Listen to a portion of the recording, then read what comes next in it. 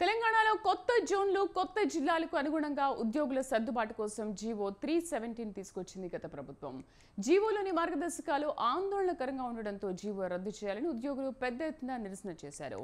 దీనిపై కొందరు ఉద్యోగులు హైకోర్టును ఆశ్రయించారు. గతంలో కాంగ్రెస్ కూడా ఈ జీవోను రద్దు చేయాలని డిమాండ్ చేసింది. తాజాగా ఈ జీవోపై రాష్ట్ర ప్రభుత్వంపై దూకుడు పెంచింది. జీవో 317 పై కేబినెట్ సబ్ కమిటీ వేసింది. ఈ కమిటీలో సభ్యులుగా మంత్రులు దామోదర రాజనరసింహ, శ్రీధర్ బాబు, పొన్నం ప్రభాకర్ ఉన్నారు.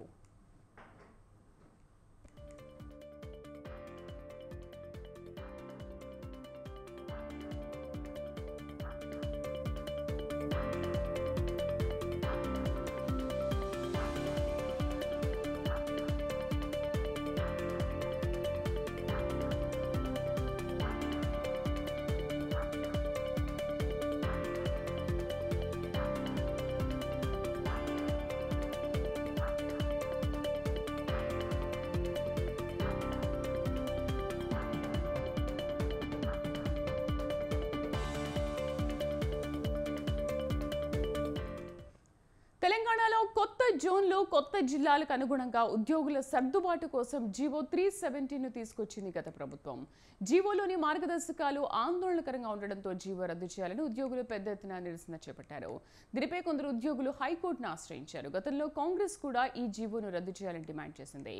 తాజాగా ఈ జీవోపై రాష్ట్ర ప్రభుత్వం దూకుడు పెంచింది. జీవో 317 పై కేబినెట్ సబ్ కమిటీ వేసింది. ఈ కమిటీలో సభ్యులుగా మంత్రులు దామోదర రాజనరసింహ, శ్రీధర్ బాబు, పొన్నం ప్రభాకర్ ఉన్నారు.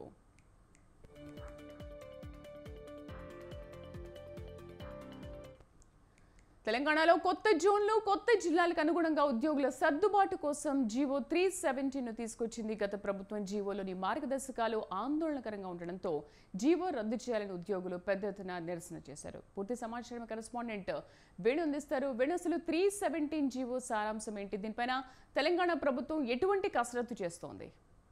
ముఖ్యంగా ఏదైతే జోన్ల సర్దుబాటు జరిగినప్పుడు ఉద్యోగులను అడ్జస్ట్ చేసేందుకు ఈ 317 జీవోను తీసుకురావడం జరిగింది.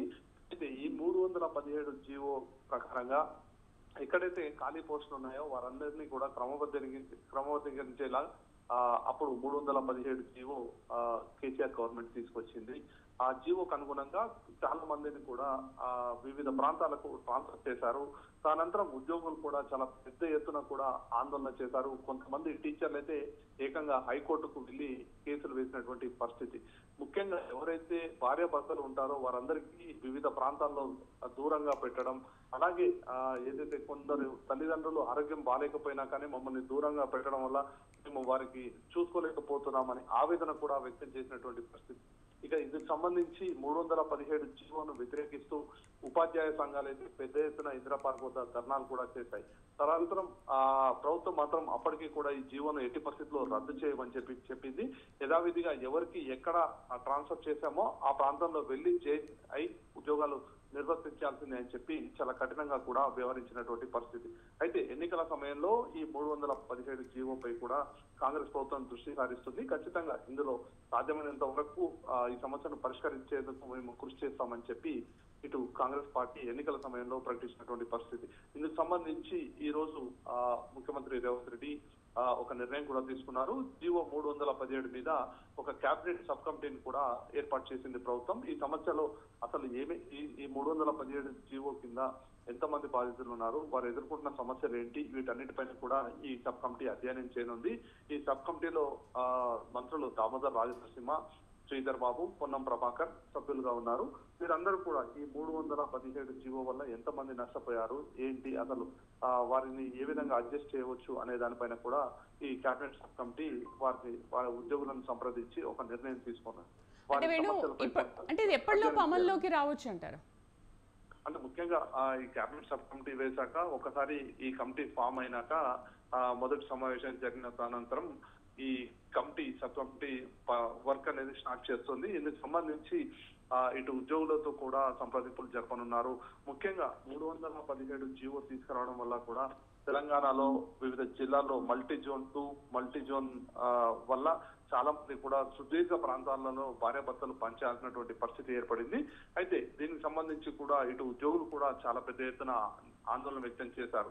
అయితే ఈ జీవోకు సంబంధించి ముఖ్యంగా ఏంటంటే ఒకే ప్రాంతంలో పనిచేసే భార్యాభర్తల స్పౌస్ కేసు కింద కూడా పరిగణించాల్సి ఉంటుంది.